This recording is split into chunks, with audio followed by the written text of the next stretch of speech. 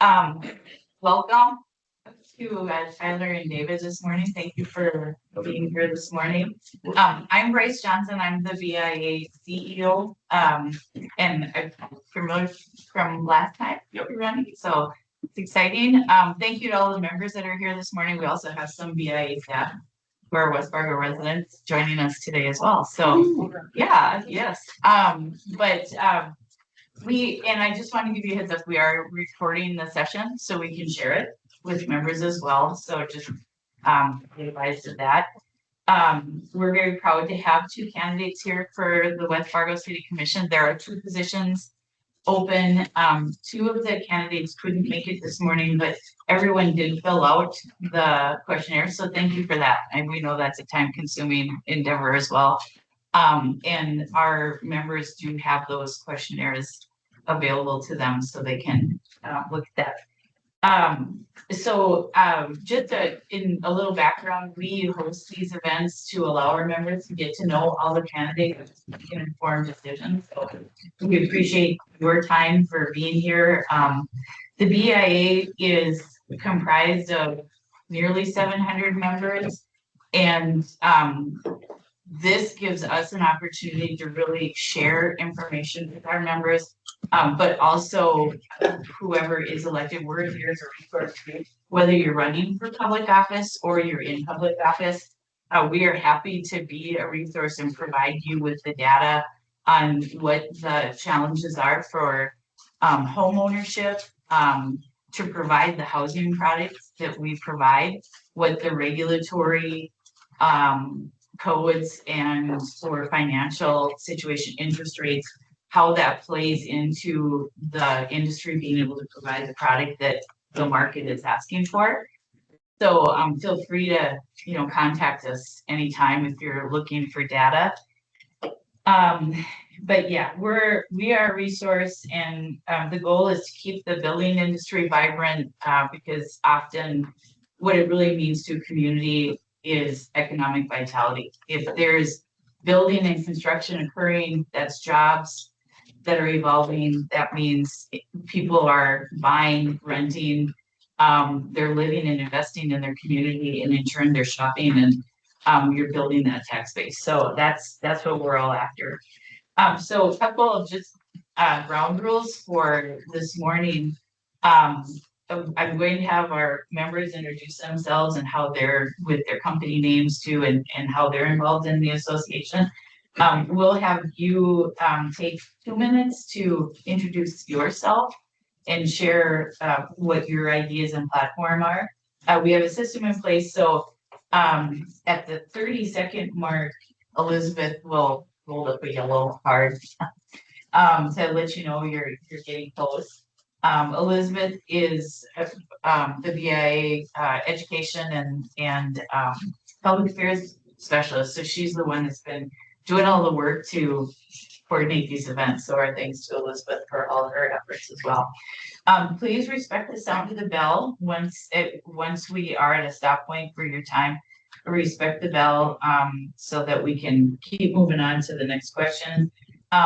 After we've heard you both speak, we'll have about 40 minutes for the Q&A part. That'll be a 1 minute maximum for that one. And we'll keep taking turns on who goes first and that kind of thing. And then lastly, we'll have a closing statement as well. That'll be a 1 minute closing statement, and I'll remind you of that.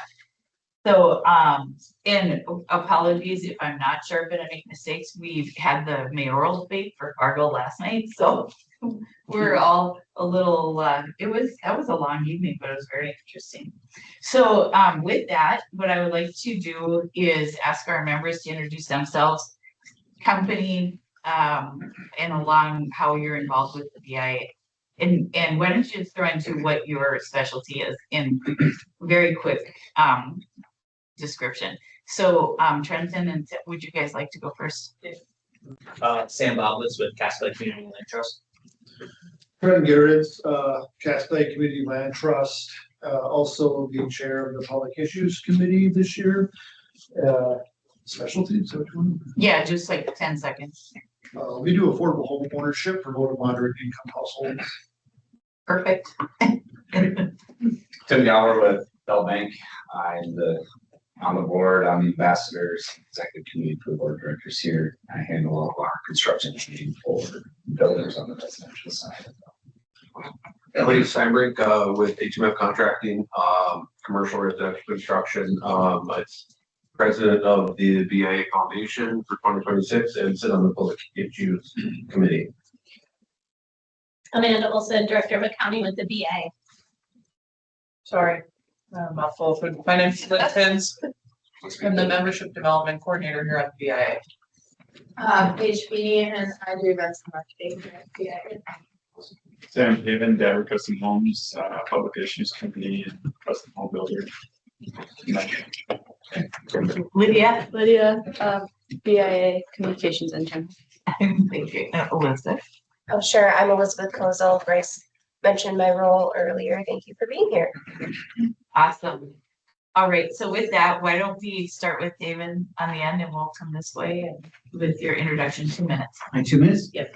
Okay, I'm David Withy, a 4-year member of the community, moving here from Green Bay, Wisconsin.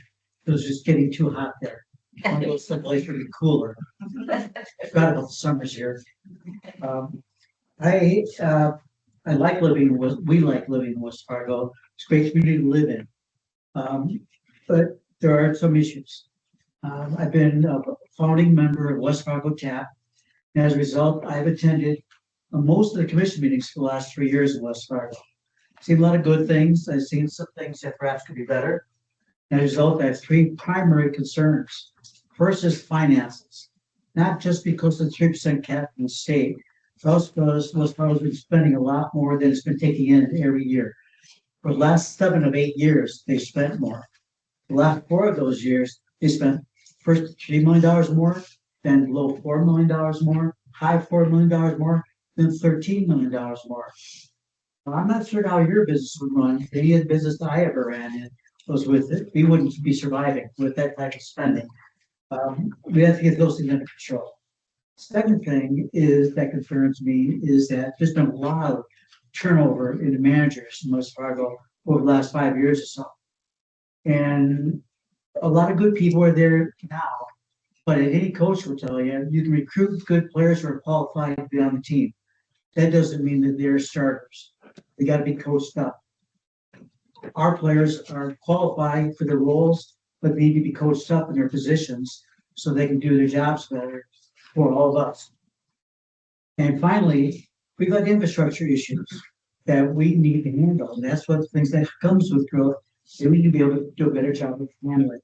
My background is primarily in construction, but in laboratory buildings the last 25 years, and in home construction for 3 years, marketing heat and gas fireplaces, dealing with material handling before that. So I understand concerns you have there. So my background, big companies, small companies, big organizations, and making tough decisions on budgets, like trying to keep a company alive in 08 when the bubble burst. Okay, thank you. Tyler? There you go. Okay. Last time we only had a minute. So Yeah. There's a lot more time to expand. Good morning, everybody. Thanks for showing up, giving us a little bit of your time, looking through our questionnaires, learning a little bit about our point of views.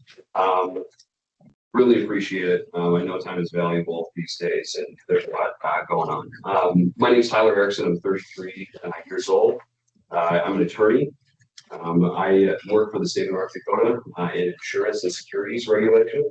I've been in that role for 5 years. I also served in some other capacities at the state level through any firm. You have a spouse or a son or daughter that public employee.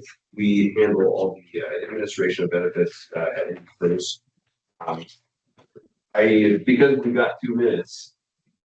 So 33, I've worked in the oil field, I've worked for title companies, never worked in banking. Actually, I did. I worked at First National Bank for about 2 or 3 months. God bless you. I can't do anything. The numbers, it's just tough. I worked at Coca-Cola, I worked for UPS. I've done a lot of different odds and ends throughout my life. And I think all the experiences lend good perspective and insight to leadership. Because in all of those, you many times are at the grunt level. I ran in 2024. I did not make the cut, but I wanted to give this another chance.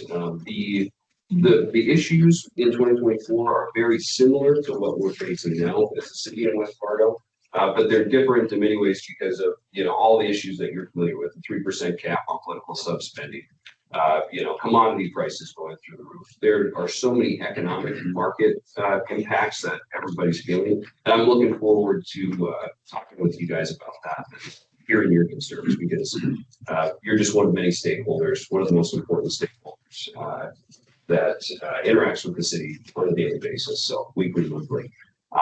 Appreciate your vote. All right, thank you. Well, welcome again to the VIA.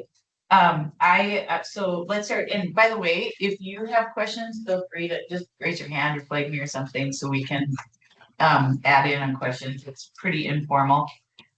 Let's start with, what's one big idea that you have for West Fargo that you'd like to accomplish? Start with that.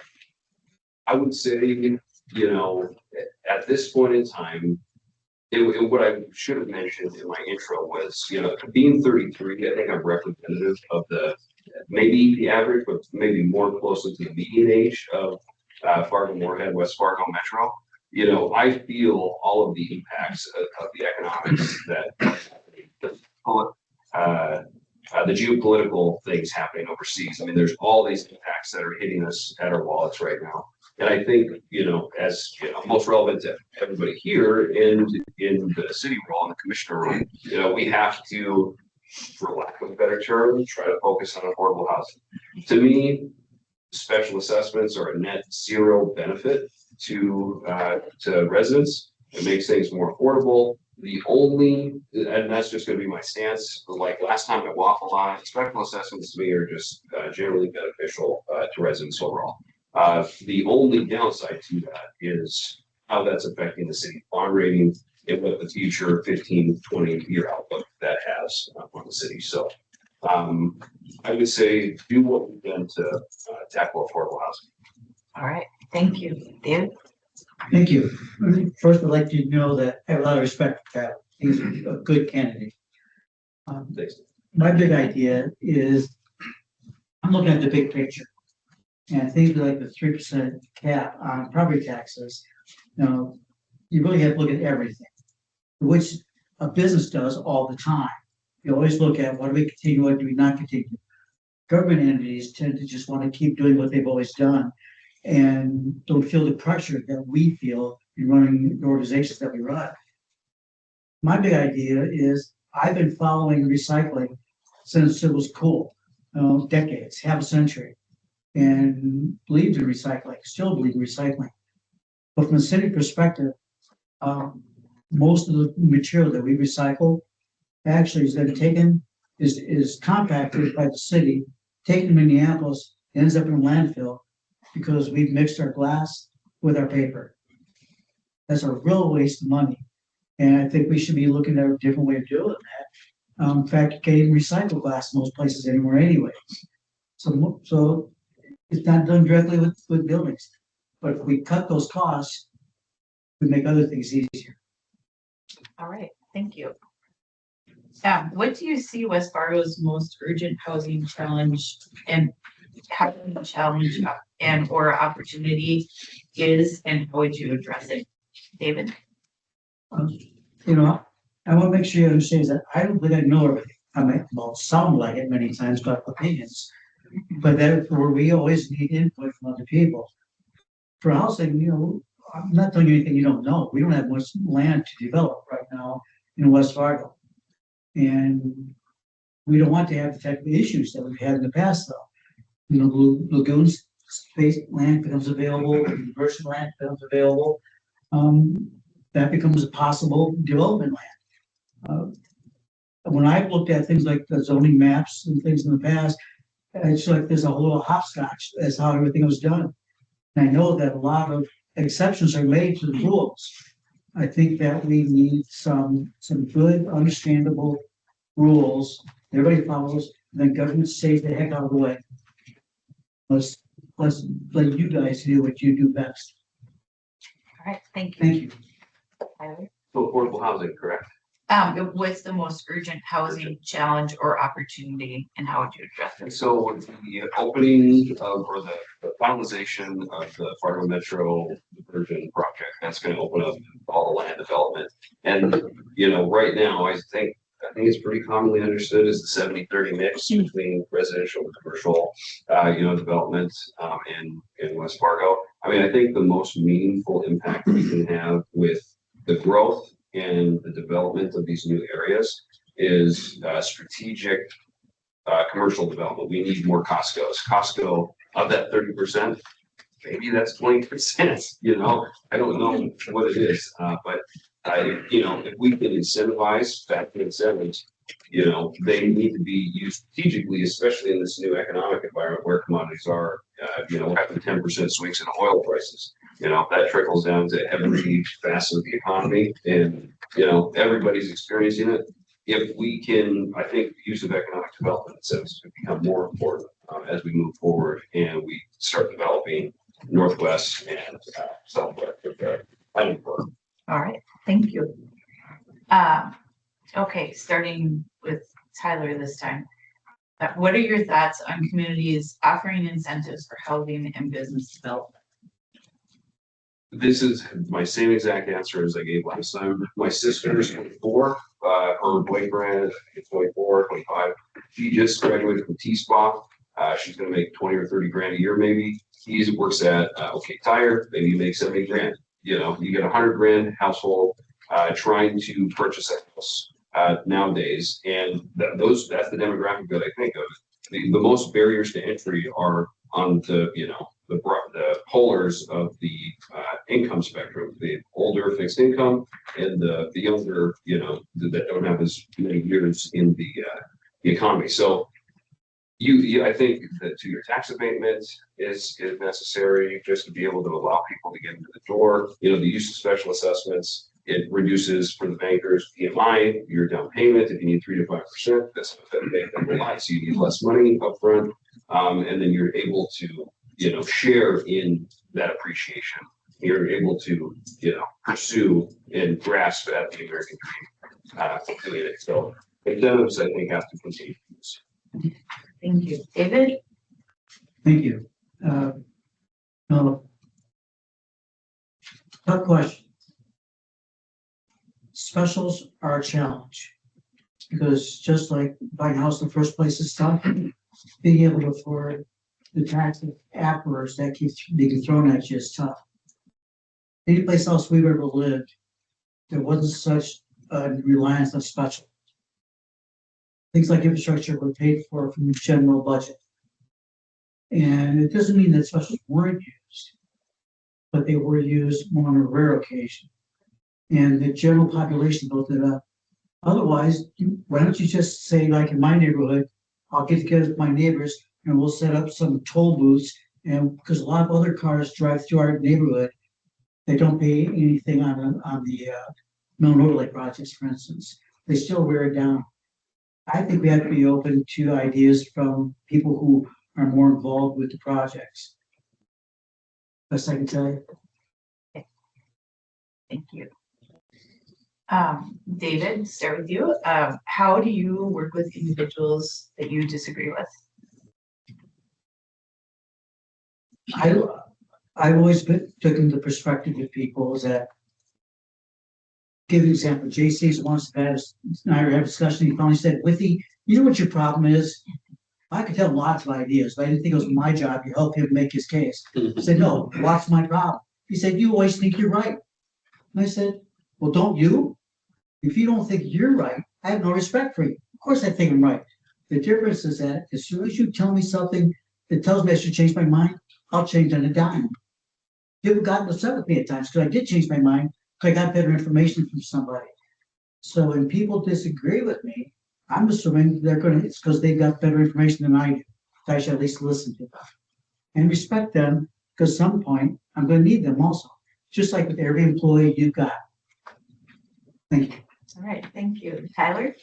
Yeah, I think it gets at the heart of what public service is. You're gonna have, you're gonna be living in different opinions all the time. If you go to a commission meeting, there's always, whether it's a turn lane or a backyard project or, a apartment complex, there are differing views all the time.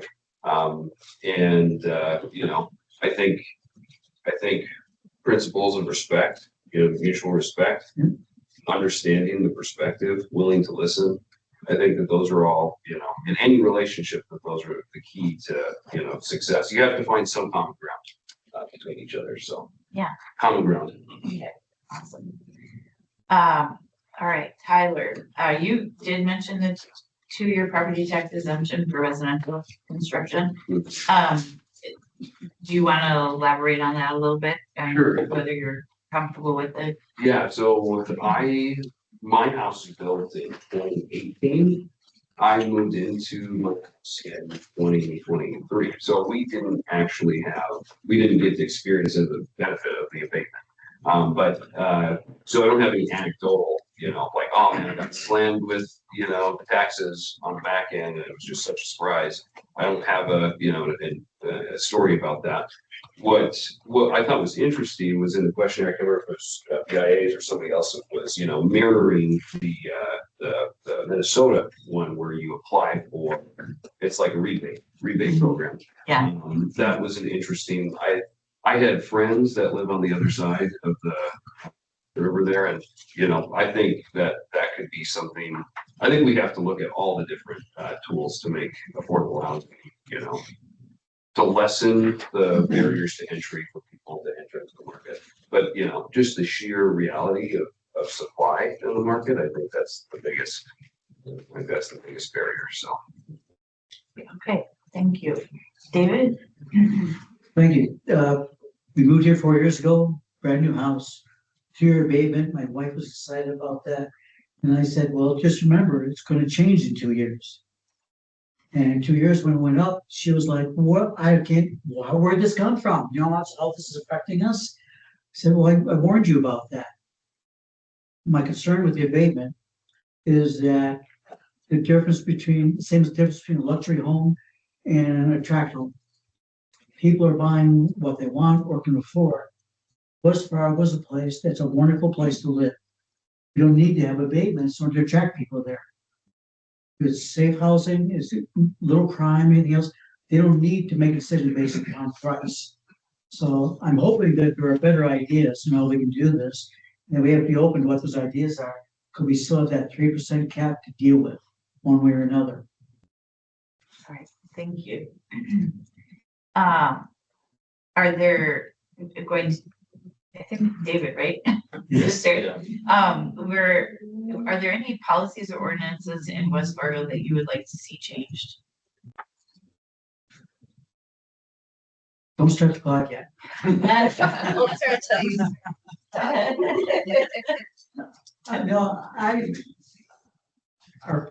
I'm really concerned on the planning end of the city is that at one point, West Fargo 2.0, they tried to redesign the city as if it's like a bunch of neighborhoods that you might find in a place like Manhattan, where you can walk every place that you want to do.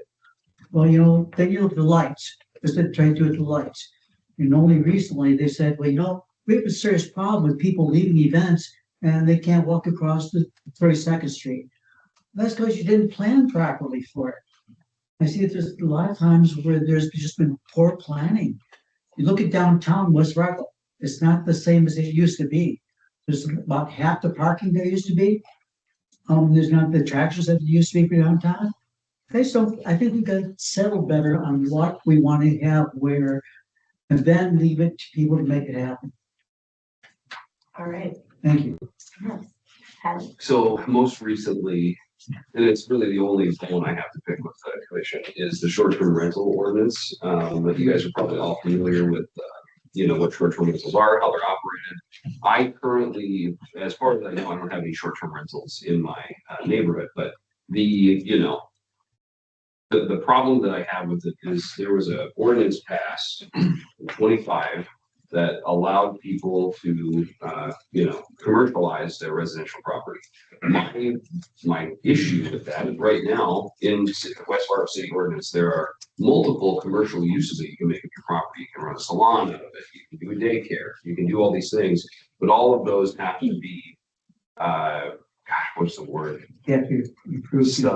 Yeah, they have to be subservient. They have to be secondary uses to the primary use of the primary residence. And so I didn't, the uniqueness of the ordinance is that you don't need to live in the home to run it as a short-term rental. All the other commercial uses currently in city ordinance, I require that primary use on the front end. I would change the short-term rental ordinance to bring it in line with the other commercial uses.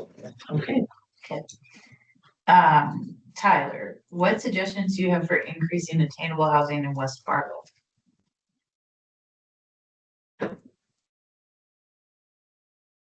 There's a couple of different options. You can build up rather than out. You can build, townhomes that are, more easily, reducing barriers to entry at every twist and turn, I think is what, that is the antidote for affordable housing. You have to reduce barriers to entry. What is that? Soft costs, banking, title companies, whatever that means. I don't know how you can change any of those city. As the city for soft costs, permitting, zoning, whatever we can do. Of course, there's always going to be different opinions on, just as I just said, short-term rentals, that's a zoning issue. And I truly think that goes to the heart of the affordable housing piece. Not that they run rampant through West Fargo, short-term rentals, but you're fundamentally shifting the motivation to purchase a home to live in it and raise a family for long-term use, or at least 7 to 10 years with the average mortgage that somebody holds. It's a 30-year, but they hold it for 7 years. But changing that, you have to shift that back to long-term use. Okay, thank you. David? Well, you can probably guess it's been a long time since I've had to worry about affordable housing. And it's not top of my list, except that our daughter and son-in-law are young and are worried about, being able to build a house on the land that they have. That's where we need to listen to people like you better about affordable housing. Because when I get exposed to affordable housing, is friends in other areas, like in California, where every new house has to have solar, it's for the green energy powering that house built into it, but adds to the cost of the house. There are issues like that where restrictions are made and it just ramp up the cost. I don't like that. I like when people can buy the type of house that they want, and that you're building those types of houses because you understand supply and demand. So I think that we need to be listening more to people like you folks, how to make that happen. Thank you. Okay, thank you. So David, thinking to the future, what issue do you think West Fargo is going to be dealing with, and how would you work to remedy that? Well, I know one of the issues that we have to address. Well, 3 of our top 10 expenses are not under our control because they're under Fargo's control: water, wastewater, and landfill. My big concern with landfill is that it's not going to be too many years before it can't be used anymore. The state, last I heard, the state isn't approving new landfills. What do we do then?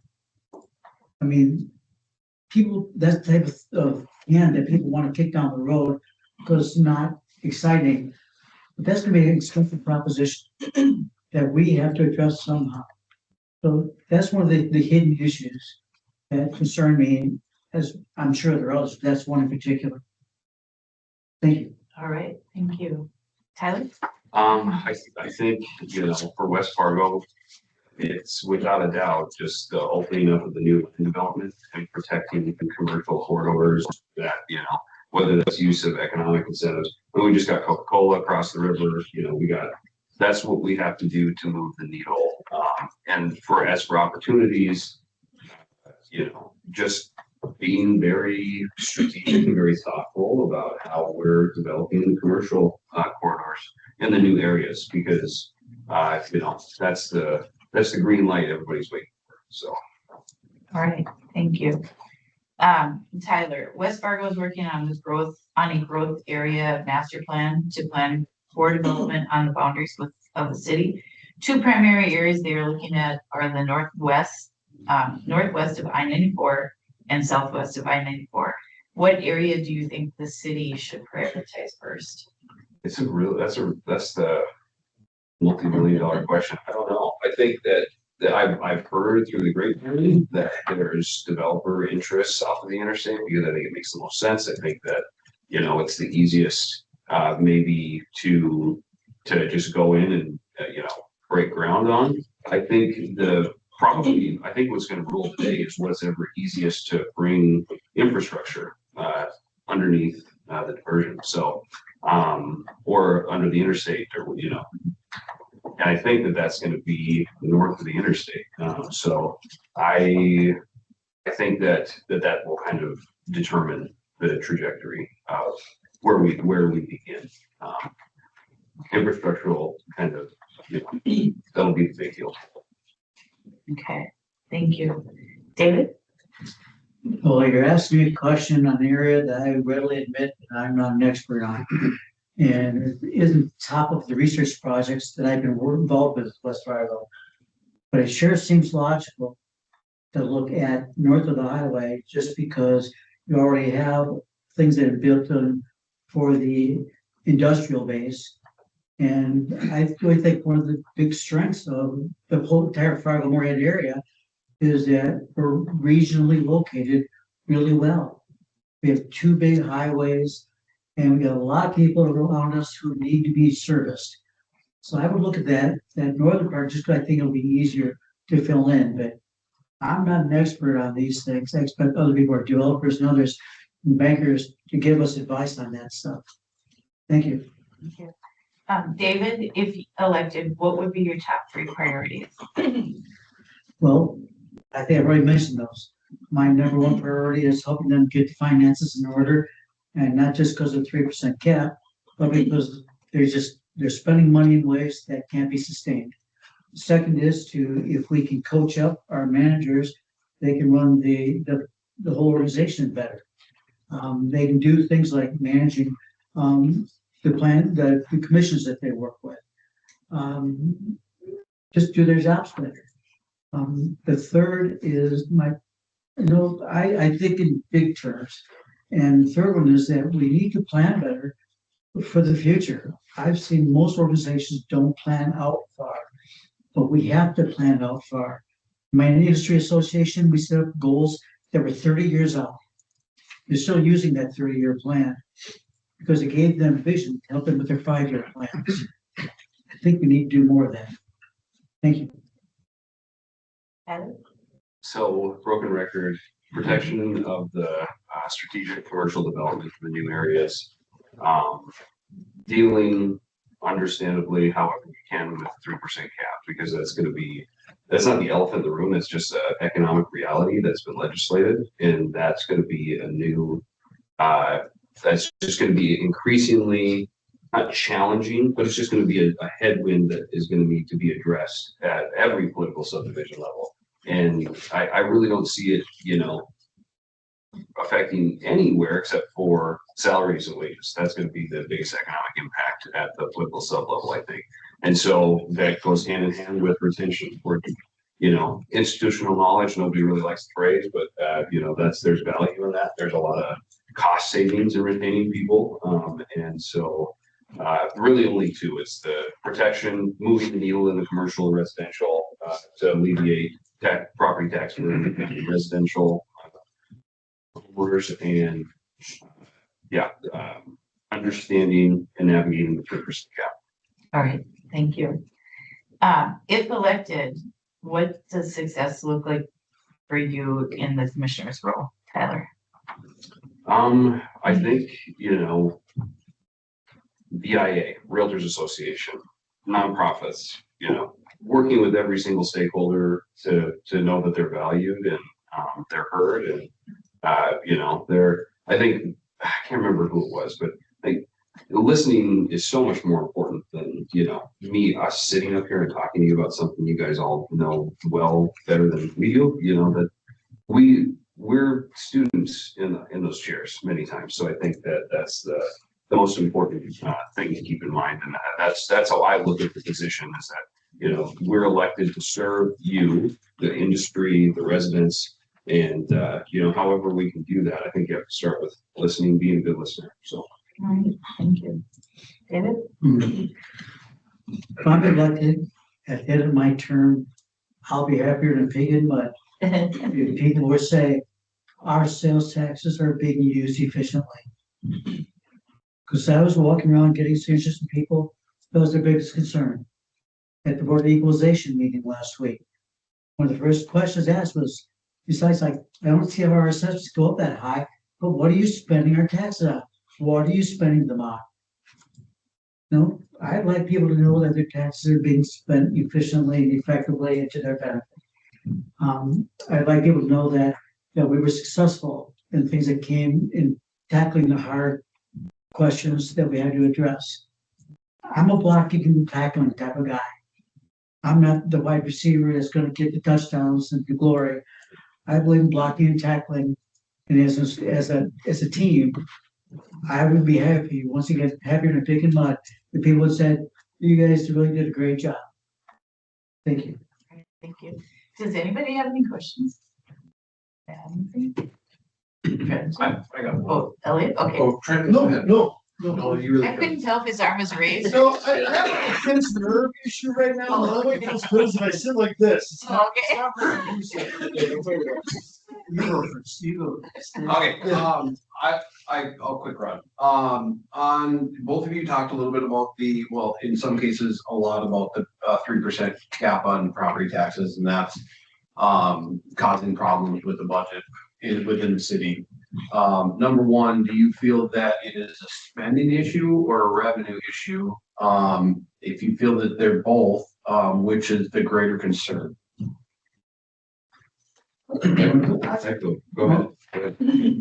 It's a spending issue. Okay. I mean, there's no doubt it's a spending issue. Because, well, as I mentioned before, we've been spending more than we're getting in, not because revenues haven't gone up, but because spending is going up faster. 4 of our top 6 expenses deal with personnel. And 3 of the top 10, as I mentioned before, deal with issues we don't handle. It's easy when you're in government to say, well, just increase taxes. They don't have to compete for customers like you and I did, like I had to do when we were in business. So they just raise taxes. We have costs that are going up much faster than we can raise revenues before. We just never said no to something in the past when it comes to spending. We need to do more of that. Yeah, I would say, just to answer your question, I think it's a mix of both. I think it's economic conditions, inflation. I think it's, like a city's just has a wallet just like everybody else that's exposed to market conditions. I think that, I mean, personally, I like seeing my escrow statement go down $2,300, from the property tax credit. That was great. Moving forward, I personally, if you talk with people who are, immediately affected by the 3% cap, i.e., employees, and department heads, they don't like it. I like it and I've told everybody this, I like it. I like the 3% cap because you, me, and our dogs can sit down and know exactly what we're working with. We don't have discretion to make, big judgment calls. And there's a lot of predictability and there's a lot of value. Of course, when you're in the seat making the decisions, it's not easy. But it's just a new economic reality that we're all gonna have to deal with. And as a resident, resident cap on, I love it. Commissioner hat on, it's a whole different, ball wax. And if I can add in on this, I read the paper the old way, as if it's a newspaper. When you see the forums article this morning, or the article from the governor, what he wrote about needing to get the budget in order for the state level, you could have just changed it from the state level in North Dakota to the local level in West Fargo. It was a perfect description of where we are, where we've just have never said no to spending. We've always done things because we could. You can't keep doing that because we've been robbing one fund to help pay for bills in another fund. You just, you can't do that. We can't run your business that way, and we can't run our households that way. Which I appreciate. Um, Thanks for the question. and was there a follow-up to that, or do you? Yeah, I got a bunch. So then with the 3% tax or with the 3% cap then, if the proposal is to get rid of special assessments or get rid of the 2-year tax abatement, we'll go to the tax abatement first, we'll leave the special assessments alone. If the proposal is to get away from the tax abatement for the 2 years and you're capped at 3%, do you think you put yourself at a disadvantage as a city? When you're competing with other cities to go, for housing and where those people are going to live and where those people are going to search? Because you're already capped at 3%. But you mentioned, David, earlier, while you're running a business, you can't go out and solicit, if you gotta make more money, you go out and solicit business, clientele, things like that. Would you agree that the incentive is a way of soliciting business from a community standpoint? Well, let me answer your question perhaps a little bit differently than you think I'm going to. In business, I never wanted to be with a manufacturer that was a commodity manufacturer, meaning the low price. Yep. I always liked providing better value than my competition did. Mm-hmm. It may limit who my customer base was, but when they wanted a laboratory building to be done on time, it was really important for our products at the end of the project to show up on time. So we had Pfizer, a big pharma company came to us once and said, look, before we give you this contract, understand that this laboratory building is going to provide $1 million of profits a day. You don't want to be the reason it's late, do you? Value. And I would like to see West Fargo continue to provide the type of great value that it does as far as a great place to live, low crime rate, good schools, good parks, and homes that reflect that type of thing. If people are coming here not because they can get a 2-year break of an abatement, they're coming because everything else there is so good. It makes them want to live there. So, but we took advantage of the abatement, but we got a 3% cap. We got to figure out how we're going to balance the budget with that. So everything's on the table. I don't have a clue what's going to survive, what isn't going to survive. Yeah, I would, I agree with that. I think the rub is obviously the devil's in the details on it. If the opportunity cost shows that the property tax loss in revenue that you lose, if you continue to do the abatement, if that is not exceeded by, I'm talking in circles, but if you go away with the abatement, there has to be a clear, understanding that you're going to double your money by not having it, and you're going to continue to be able to grow. And just the only other piece on the tax abatement, I would have enjoyed having the tax abatement when our seller moved out. We had to get $500 blinds. We didn't have to get $500, but we had to get blinds that we enjoyed and would last. So you got one blind.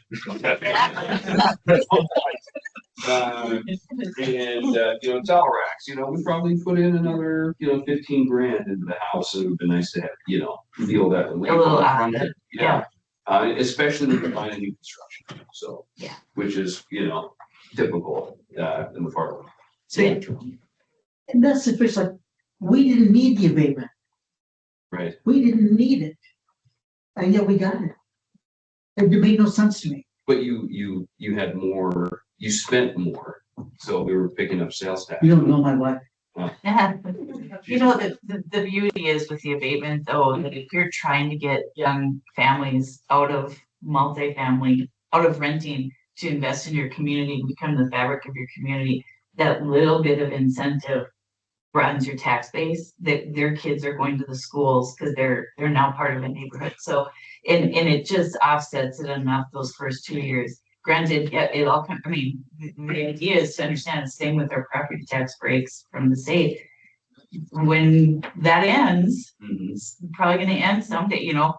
It sucks to see what the new statement is, but it was nice, well, you have to have some common sense that it is gonna end. And you have to plan for it, so, but it offsets those expenses for those young families or young professionals or whoever it is that's trying to get into a home, into home ownership. A lot of those today are in Horace. Mm-hmm. That's where the real growth in the school district is. Horace and South Fargo. It's not from West Fargo because we don't have enough land to develop anymore for that. Our growth for the last 5 years has averaged between 1% and 1.5%. That's the growth. You know, that doesn't even keep up with the birth rate. You know, and so it's just demographics. Yeah, And there's that's some why challenge. that's why they're tough questions to answer, because if we're not growing, then where's the benefit? If we are growing, then let's try to attract the young families that will continue to support the community. Then maybe we put the abatement, have the abatement for that reason. Right now, there's a lot of unknowns. And so we can be as opinionated as we want to be about Right. anything, Yes, but in the end, we gotta be able to discuss it. yes. The only other thing I was gonna add is, I think, like, for the common person who buys their first house, I think, the conversation with the lender or the title company on the Yes. front end, it makes them invest their time and their energy into understanding wholly. There's a lot more than just a mortgage, your Yeah. principal and interest. There's a lot more that goes into it than just your principal and interest. It forces you to learn about that. Hey, you're gonna get a break for the first 2 years, but Coming, it's yeah. coming, and so, oh gosh, I gotta plan for that, and my kids, and, so I think that it's another good way, that it forces thoughtful consideration of, what are my local city leaders doing, so, yeah. All right, well, thank you. And I wish we could talk about Horace because there's lots to talk about there. That's at least a 2-3 hour conversation. One last question. Does anybody else have anything they want to add before we wrap up? How, you guys had touched on it a little bit, but how does the BIA fit into your vision in the next 4 years in terms of how can we help you as a commissioner or assist you or the city? And I lost track of where we were going, so whoever wants to start. You know, one of the things that I'm a glutton for knowledge. And every chance I have to learn, I really appreciate it, because you never know information is going to become useful for you. I believe I mentioned in the material that's distributed to you, is I've been fortunate through the Challenge Institute at North Dakota State, is we included some luncheons with the Federal Reserve in Minneapolis, talk about issues like we're talking about right now, where they're asking for local on-the-ground input on what can you tell us about what's happening? How are the tariffs affecting you? How is immigration affecting you? They're asking us those questions. And those are things that we need to know more about. And frankly, I fear that many of our staff who have not been coached up yet haven't fully realized the importance of that type of information that you can provide in making decisions. Just like this thing at the lights about protecting people as they're crossing the road. Let's see, when you first planned that area, when you first zoned it, you knew that they were going to attract events. You knew that. Where were those people going to go when the event was over? Why didn't you already plan this then when it was affordable rather than now? Okay. You waited too long. Early and often conversations, I think that's gonna be key, as all of the new growth areas opened up, I think, conversations, learning what the desire is, like I mentioned before, south of the interstate seems more desirable. I think, BIA, in addition to many other stakeholders, are gonna be a, integral piece of the decision-making process, so listening to what's working on the ground. Okay, thank you. Have there been other candidate forums yet? This is my first. First one, okay. And I was also gonna say, we have some studies that, we do about every 3 years, our economic impact study. It does show what, residential and commercial construction does, from the day the job site is, being prepped to when the end user, and how that impacts, what the return on investment is when that home buyer is in the home. So, we can share that with you if you'd like to see that data, but it also, I think it has a multifamily Yes. component to it, but in commercial as well. Yeah, so it might be helpful for you. We also, do, it's called our Permits Plus, but it's a, analysis on the housing data for this region. So I think there's 14 communities that we study, and we have a CPA firm compile the data for us. It's coming from the websites of each of the jurisdictions when they're cooperative. But then we compile it and put it into like a document, so it's really nice. So our industry really appreciates it because they can forecast and plan for their own businesses, but the city officials, elected officials like to see it as well. So I can share that for you. So, closing statements, we'll go to 1 minute on these and we'll start with Tyler. Okay. Okay. Yeah, thanks everybody for showing up. Time is valuable. I really appreciate you giving us your lunch hour a little bit. I was much more long-winded the last time I ran. That was a slight at me. No, I'm 33. I've got a large stake in the good outcome of the community. I've got 3 kids. Want to get involved. I think more young people should get involved, which is part of the reason that I'm running. Not only because the median age, I think we're representative of, the people that are, most, not disproportionately impacted by the economic conditions, but most impacted, because we've got less time in the market, we've got less time in the, just socially, everything. I think that I'd be a good fit for the job, and would lend some good, professional, personal experience and perspective. So vote for me on June 9th. If you're West Fargo resident. All right, thank you. David? Thanks for having me here. Although I spent my career in sales and marketing, I'm not a great glad hander unless I'm role playing myself. I'm a numbers person. I'm a detail person. I like to know the numbers. When I got a new position, the first thing I want to know is the numbers. Let me see what the numbers are. What are the costs? Where are revenues going or not going? That's what I do. That's what I've always done. I'm in retirement now. So I'd rather spend time with our 2-week-old first grandchild and practicing and spoiling him than doing work like this. But I feel obligated to share my 50 years of experience of making hard decisions, learning by trial by error, to help the city continue to be a great place to live. I think there's ways that we can improve upon that. And I hope that I'd be able to help them do that, because I've had to make hard decisions and you're going to unplace other people sometimes. But I want to emphasize 3 people are needed to do anything on that commission. So we've got to be able to get along. We got to be able to agree on what needs to be done. It takes 3 people. Thank you. I hope to be one of them. Thank you. Well, I thank you again for giving us your time and spending time to fill out the questionnaire. And above all of that, thank you for running. Thank you for moving here from Wisconsin. It's clear that West Fargo has great candidates that are running that have the best interests. Yeah.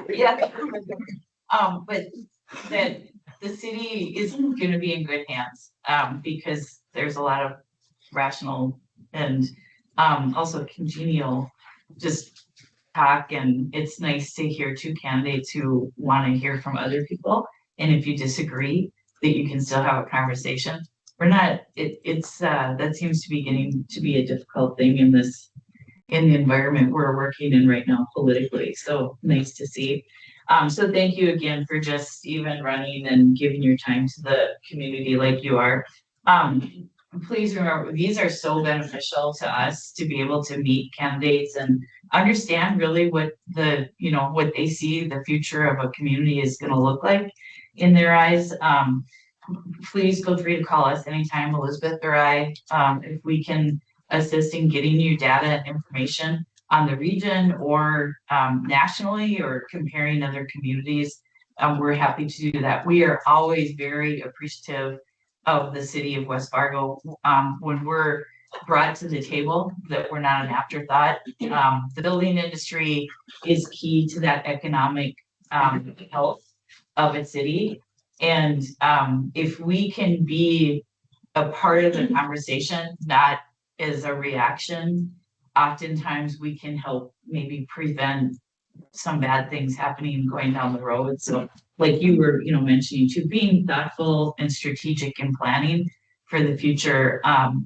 You need the individuals that are involved, they're the experts in what they can produce and what we can't produce because of affordability and material shortages and skilled labor shortages and interest rates. So hopefully we can bring that to you to help you do a great job in your role. So thank you again. I wish you the best in getting elected, and we'll let you get back onto your work life. Now, Thank you. let's give him a round of applause.